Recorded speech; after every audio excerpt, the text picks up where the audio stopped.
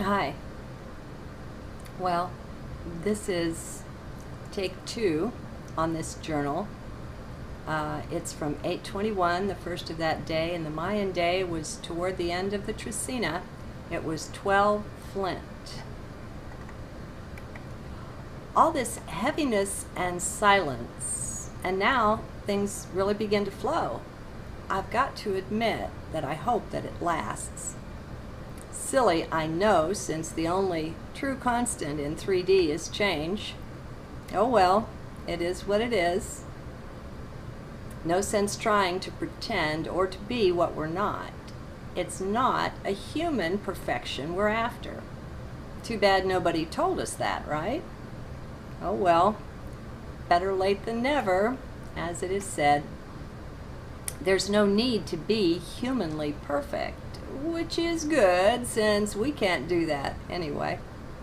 The thing to be recognized here is that by striving for something, for anything, we just put that thing off, away from the self. Do you see how this works? Our striving is an admission that we don't have it, whatever it is, and that we must go and get it. Yet we're perfect already, my friends, there in heart. We're even divine, so don't strive. Did you think you had to be humanly perfect to raise your consciousness? Or did you think that the true teachers, gurus, and sages were humanly perfect? That they should never make a mistake? Unfortunately, many seekers think this way.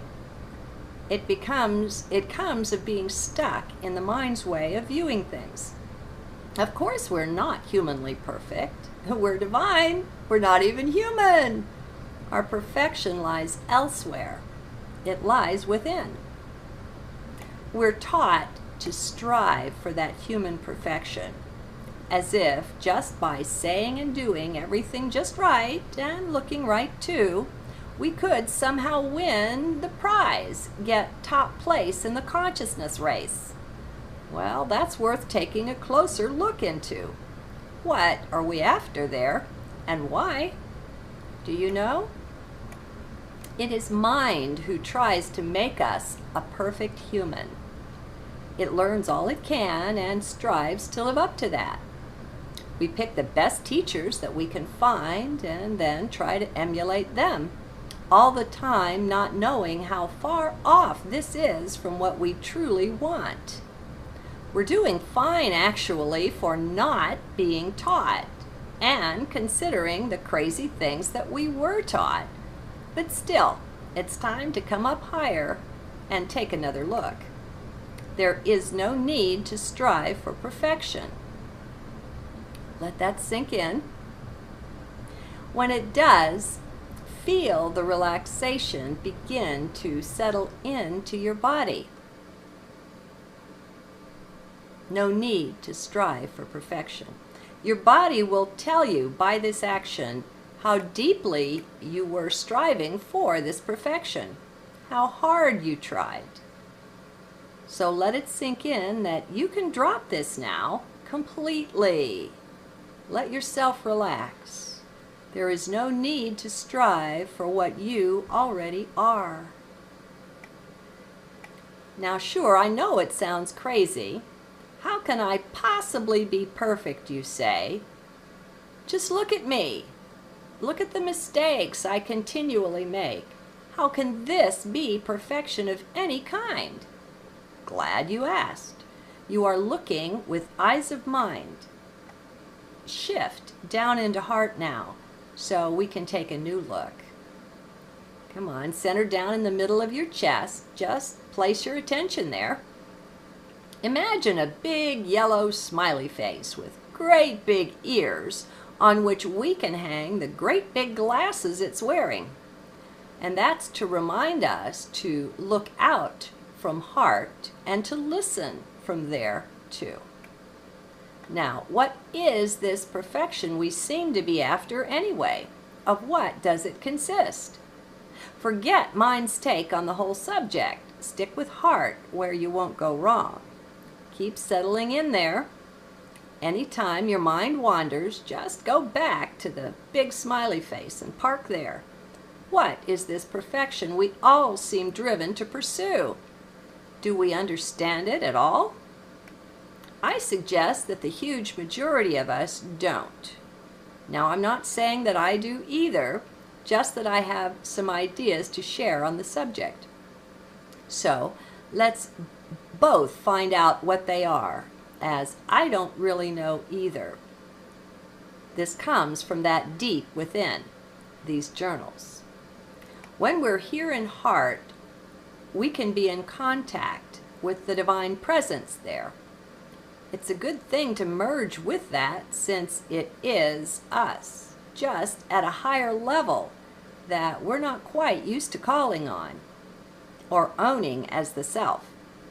All smiley faces aside, we are truly divine beings. It's so funny, really, that we seem to have lost the way, but not to worry. Being divine, we'll find our way back when we're ready, and we can't be hurt anyway. We're also eternal, one of the benefits of being divine. Being divine, and stick closely to heart for this, we're also already perfect. Take that in. It makes perfect heart sense. We are perfect already. It's nothing we need strive for, no goal we need chase. That which we sought is already ours. Make room for it. Let it sink in. Your perfection is a done deal. It's complete. Mind will gripe and try to argue. Let it. Just look the other way. Ignore it. Your business is being in heart just now. Deal with mind later. For now, just be within, with me, there in the one heart that we all are. We can't help but be perfect. We are source manifestations, source beams straight from the heart of God. Now this will make you, it will force you to expand your wings. We have all believed in limitations. We've made a life of them, practically. Well, they're going now, if that's your choice. Let them. As any limiting thoughts come up, look at them long enough to reject them, and then turn back into heart. That's right, turn into it. You are that. Time to begin to own it. Now, this is only as difficult as you make it. Considering that it's already a done deal, what we're dealing with here is just acceptance.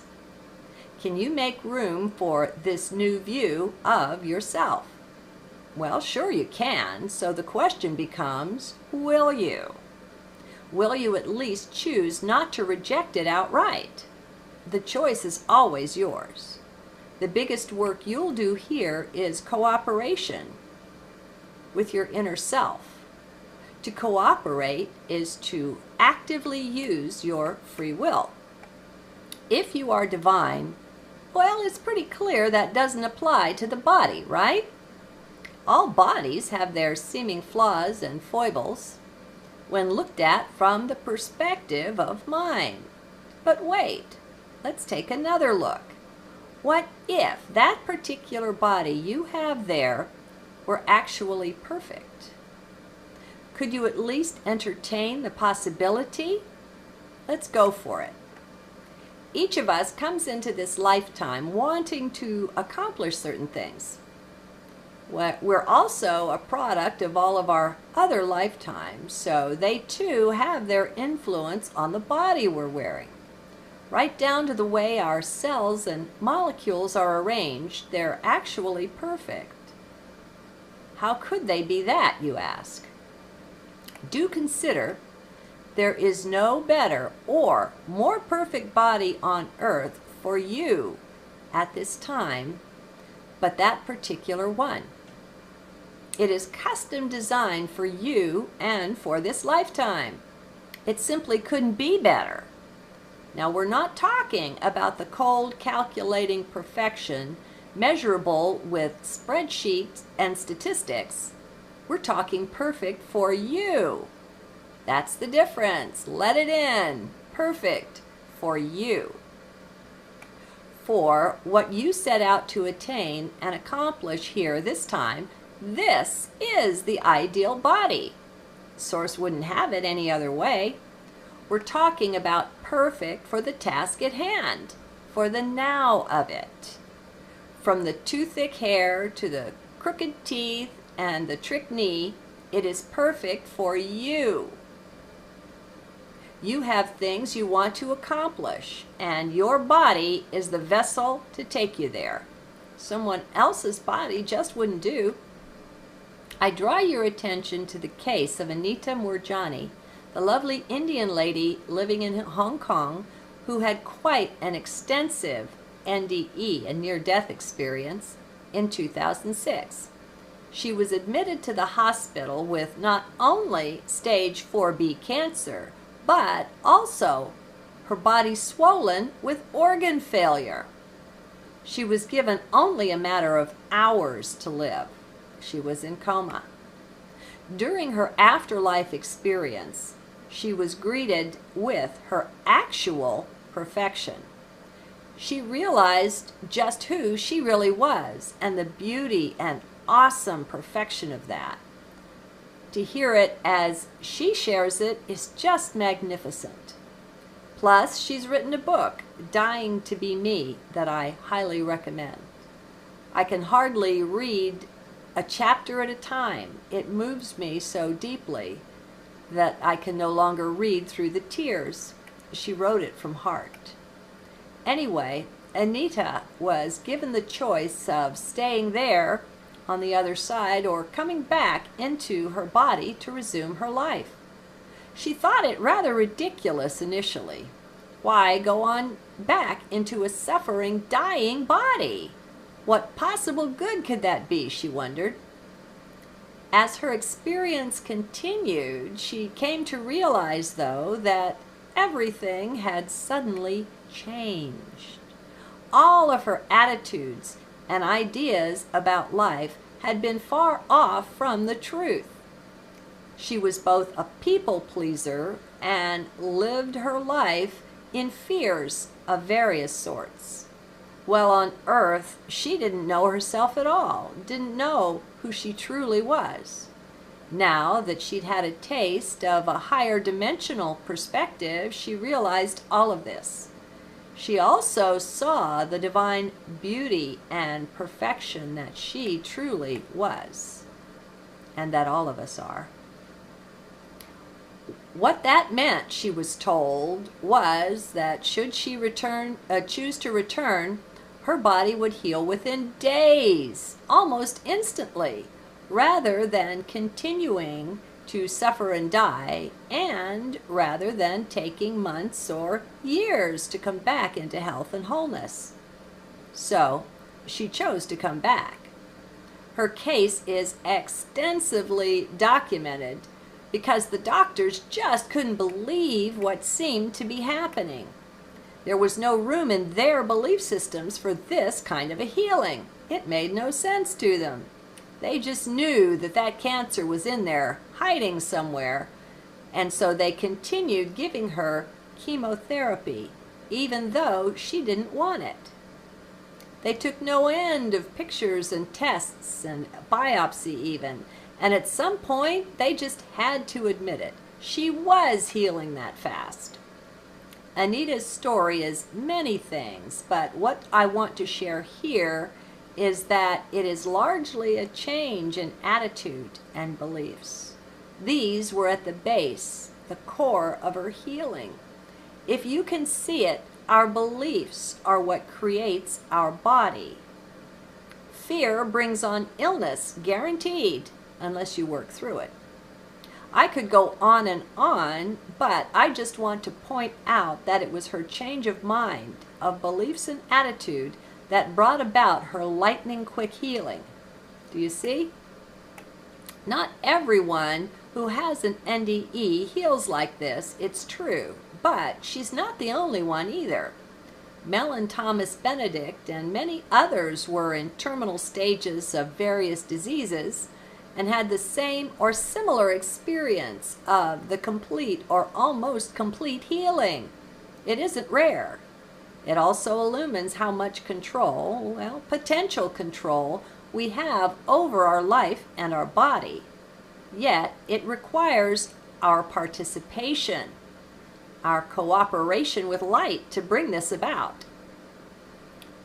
Hers is an extreme example, but a very good illustration of the power of attitude and beliefs that I want you to really take in.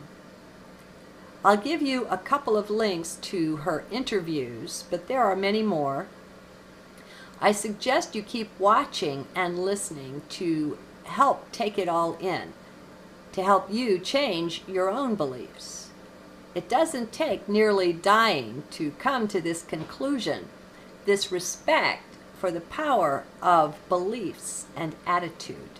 We can all do it. It's a choice. Let's keep changing our beliefs, my friends. And let's be serious about it, giving it the importance it deserves. Let's realize that with every thought and feeling, we are crafting and altering our body right on the spot. We are, in effect, creating our future. Yet, we must own this to get the best of it. A belief that is merely mental won't take us there. This is deep inner work suited to heart. Give yourself a brand new body, a brand new life. Be persistent about weeding out those unworthy thoughts and ideas about the self, those that craft the illnesses we experience. We are not victims, not in any way. It's past time to throw that whole can of worms out and bring in light and rainbows, crystalline purity instead. Come on, we can do this. It might take some work. I know I spent literally hundreds of hours listening to certain videos again and again. It seemed I was simply hungry for them, for their message. There was a deep need that they fulfilled. Videos such as these of Anita Moorjani that I'll leave links in the transcript for. And remember, I have an NDE playlist in YouTube with over 30 hours of viewing such stories. As you watch them from heart, they will come in and do their work automatically. You won't have to do anything at all. Just cooperate. Excuse me. Make room for what may at first seem very strange, even counterintuitive, but just be open. It's a choice you can make, and you'll have to make it again and again as the old programming surfaces to be removed. You'll have choice point after choice point as opportunity to craft the completely new you. I suggest it's rather important, too, to be quiet about it initially. Don't share this with anyone who wouldn't be completely supportive. You can do that later. But when you start, it's not advised. It's not your business to convert others anyway. Surely you know this.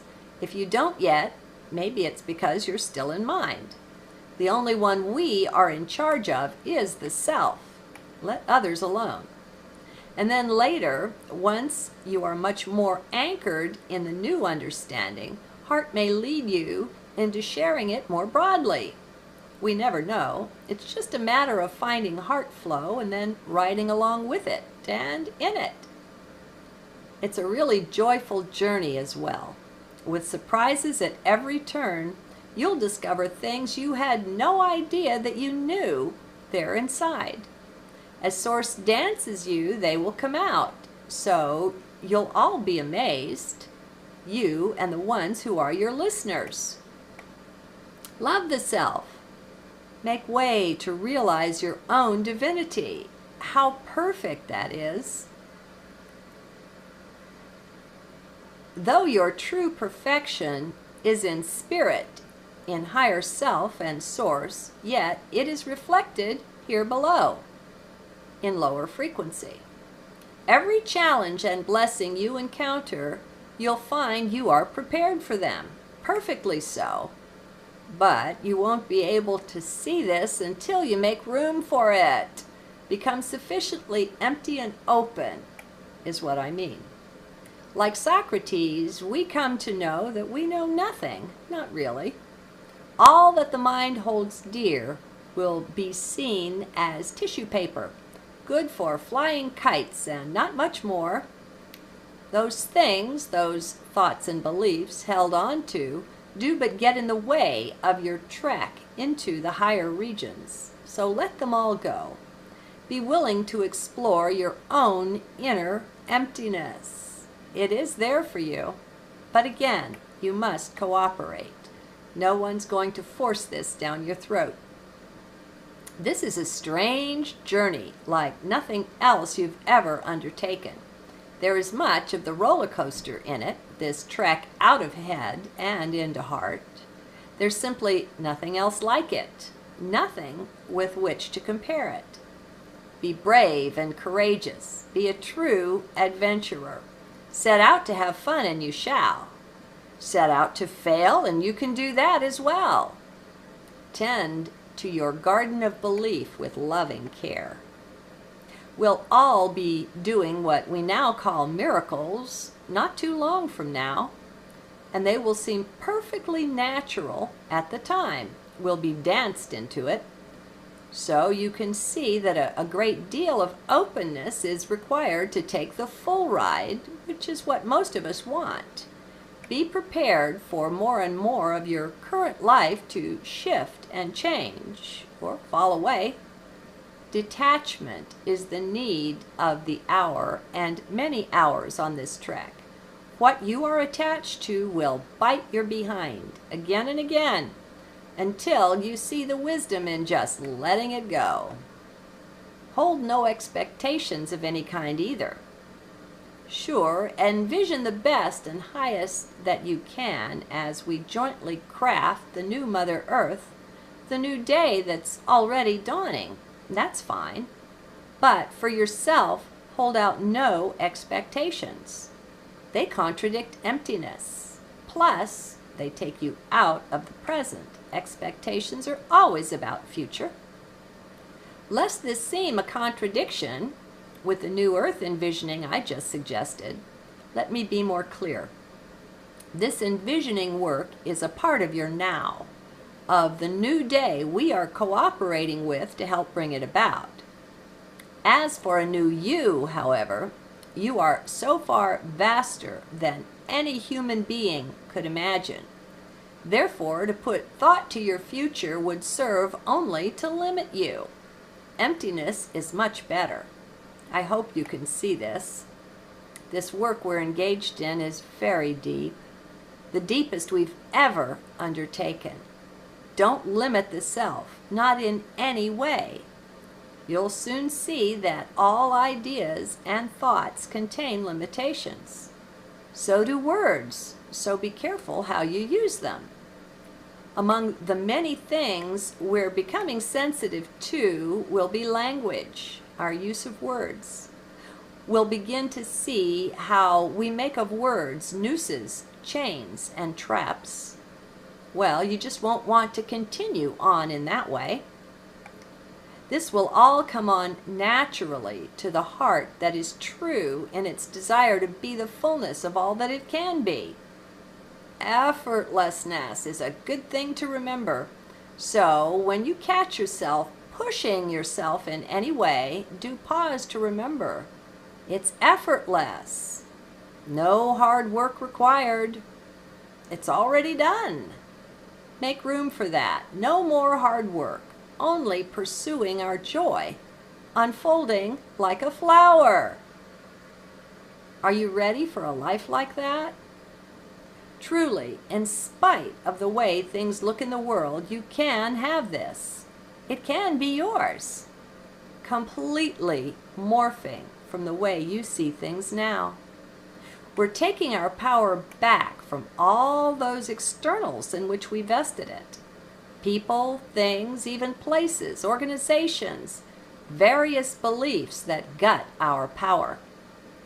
While we thought it was out there in the world, our worst enemy was the self, all unknown to us, but cleverly crafted. And while it hurts to wake up to that, oh, the joy that comes, the more whole and restored to our true nature we become. Let's own it. Namaste. Perfect. We're divine. We're not even human. Our perfection lies elsewhere. It lies within. We're taught to strive for that human perfection, as if just by saying and doing everything just right and looking right too, we could somehow win the prize, get top place in the consciousness race. Well, that's worth taking a closer look into. What are we after there, and why? Do you know? It is mind who tries to make us a perfect human. It learns all it can and strives to live up to change. Oh well, it is what it is. No sense trying to pretend or to be what we're not. It's not a human perfection we're after. Too bad nobody told us that, right? Oh well, better late than never, as it is said. There's no need to be humanly perfect, which is good since we can't do that anyway. The thing to be recognized here is that by striving for something, for anything, we just put that thing off, away from the self. Do you see how this works? Our striving is an admission that we don't have it, whatever it is, and that we must go and get it. Yet we're perfect already, my friends, there in heart. We're even divine, so don't strive. Did you think you had to be humanly perfect to raise your consciousness? Or did you think that the true teachers, gurus, and sages were humanly perfect? That they should never make a mistake? Unfortunately, many seekers think this way. It comes of being stuck in the mind's way of viewing things. Of course, we're not humanly perfect.